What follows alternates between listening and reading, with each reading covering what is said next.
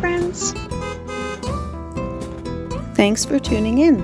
If you like this video, please give it a like, comment below, and take a moment to subscribe to our channel.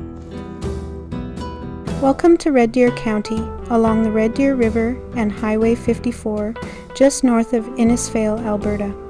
This spot is known for its wide open landscapes and the peaceful flow of the Red Deer River, which has been a lifeline for the region for generations. The area was first settled in the late 1880s and became an important hub for agriculture and trade.